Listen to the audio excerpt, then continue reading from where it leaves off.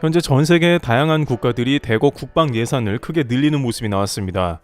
유럽에서 노르웨이뿐만 아니라 러시아 인접국은 물론 남미의 브라질, 아르헨티나도 거론되고 있으며 이들은 기존 장비의 대대적인 업그레이드는 물론 기존의 구식 계열 전차를 교체하기 원합니다. 브라질 같은 경우에는 한국의 무역기관인 코트라를 통해서 방산 협력을 논하고 있는데 브라질은 전군의 현대화와 더불어 장갑차와 자주포를 업그레이드한다는 방침을 보입니다. 이는 노르웨이와 마찬가지인 맥락인데 노르웨이도 K9 자주포와 더불어 K2 도입을 언급했습니다만 독일의 레오파르트에 그 자리를 내줬는데 이제 국방 예산을 늘리며 다시 한국도 거론되는 건데요. 현재 노르웨이, 브라질 등이 왜 한국을 언급하게 되었는지 그 과정을 대략 살펴보기로 하고, 그러나 한국에서는 노르웨이와 브라질에 대해 싸늘한 의견이 나오는지도 살펴보도록 하겠습니다. 첫 번째, 독일이 불만스러운 노르웨이. 우선 알려진 대로 한국의 K2가 막강한 성능을 보였고 현지에서도 독일 레오파드 2A7보다 한 수 위라는 의견이 지배적이었습니다. 현지에서 수차례 공개 평가도 이뤄졌으며 결국에는 한국의 험악한 지형에서도 전천후로 활약이 가능하니 누가 봐도 한국의 K2가 선택되는 게 상식적인 흐름이고, 심지어 노르웨이 국방부서도 그런 판단을 했던 거죠. 하지만 이에 대해 노르웨이 현지 언론 디펜스 매거진 등에서는 의심스러운 상황이 감지된다고 전하고 있습니다.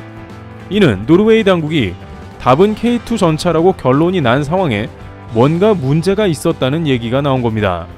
노르웨이 현지에선 아무래도 뇌물성 대가를 받지 않은 이상 레오파드2를 택할 이유가 없다고 성토했습니다. 하지만 독일 일부 언론에서는 독일 방산의 승리라며 노르웨이 국방부가 옳은 선택을 했다고 했는데요.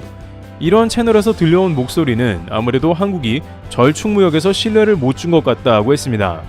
한국과 노르웨이가 다양한 MOU를 비롯해서 심지어 노르웨이 현지 생산까지 제안했음에도 그러한 협상은 매우 오랫동안 지지부진했으며 노르웨이에 확신을 주지 못했다고 한 것입니다. 그러나 K2는 현지 생산과 더불어서 총알 배송으로 당장 올해 안으로 물량을 인도받을 수 있습니다.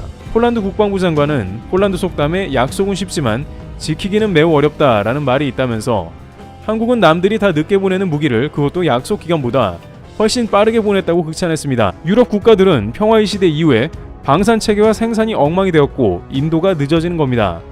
그리고 폴란드는 독일에 완전히 대여서 즉각 한국 측에 배송을 주문하고 감동한 게 당연한 겁니다. 일각에서는 아마 노르웨이가 러시아랑은 조금은 멀어서 저런 모양이라고 비꼬기도 했는데요.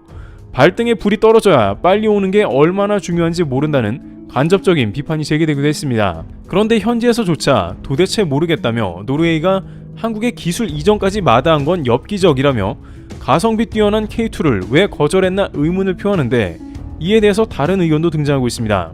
또한 여기에 독일 국방부의 중대 발표가 나면서 노르웨이를 망연자실하게 하고 있다는데요. 우선 노르웨이가 독일 전차를 택한 것은 가장 현실적인 이유로 독일이 가스를 산다는 이유입니다. 독일은 러시아 가스가 끊긴 이후에 노르웨이에서 20%가량의 LNG 가스를 비싸게 사들이고 있습니다. 이는 절충교역하기에 딱 알맞은 수단인과 동시에 가스 가격 폭락한 시점에도 딜하기가 좋은 겁니다. 독일이 가스값을 잘 쳐주고 노르웨이는 독일의 전차를 대신 사면 그만이라는 이야기입니다. 그러나 그럼에도 불구하고 노르웨이 네티즌들이 분노하는 것은 이것은 국가 안보와 관련됐기 때문인데요. 그런데 이러한 상황에 독일에서 들려온 소식은 노르웨이 국민을 이성을 잃게 하고 있는데요. 독일 NTV 방송에 따르면 독일은 호주에서 자국 방산업체산 장갑차를 100대 역수입한다는 겁니다. 독일 방산업체 라인메탈이 호주 현지에서 생산하는 다목적 장갑차 복서 100대를 들이기로 했습니다. 그러나 이제 노르웨이에서는 전쟁 다 끝나고 그제서야 탱크 들어온다며 불만이 가득한데요.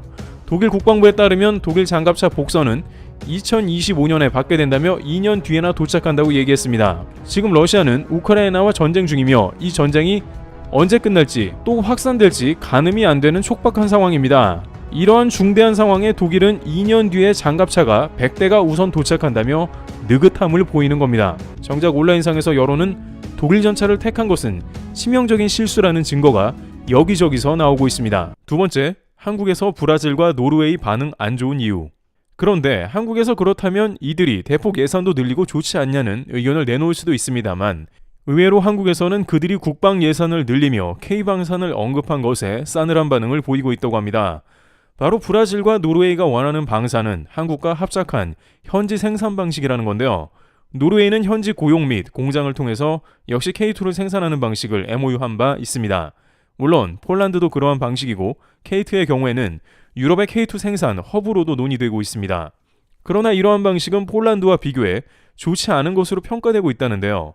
왜냐하면 이들은 물량이 너무 적고 기술만 빼먹을 가능성이 농후하다는 이야기가 나옵니다. 또한 브라질 같은 경우에는 한술 더 떠서 더욱 곤란한 경우가 있다고 하는데요. 일단 폴란드는 K2 물량만 1000대를 뽑아낸다고 하는데 이 정도면 현지 생산에도 전혀 문제가 안 됩니다. 여기서 나온 막대한 이득은 물론이고 생산된 전차는 유럽에 공급되어 말 그대로 허브 역할을 하게 됩니다. 따라서 1000대 이상의 물량이라면 현지 기술 이전이 다소 포함된 물량이라도 큰 상관이 없습니다.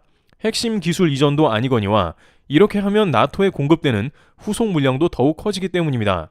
그러나 노르웨이는 애초에 물량도 적었고 그 가운데 호주 같은 꼴이 나기 십상이라는 뜻이 되어버립니다.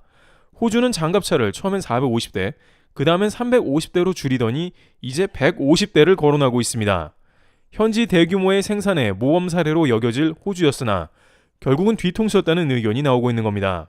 그 가운데 호주 지역 매체들은 한국의 지상군 사업이 대폭 축소될 것을 보도한 것입니다.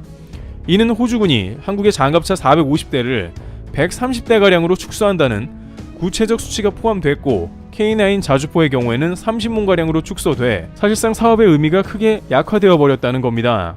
물론 이는 처음 나온 말은 아니고 작년 4월경에도 장갑차 사업이 축소될 수 있다는 의견이 나왔는데 호주의 랜드 400 페이스 3 규모가 축소되어 장갑차가 450대에서 350대로 준다고 했습니다만 최근 호주 국방은 이보다 훨씬 많은 숫자를 감소시켜 겨우 130대만 주문하겠다는 겁니다. 10조 원 매출에서 7조 원으로 줄어들었다가 이제 겨우 2, 3조 원 매출로 대폭 감소된 셈입니다. 하지만 알려진 바대로 한화는 현지 질롱시 공장을 비롯해 K9 자주포나 장갑차를 생산하기로 했습니다. 그렇게 하지 않으면 K방사는 미국 등에 비해 다소 불리한 점이 생겨 그런 결정을 한 것이죠.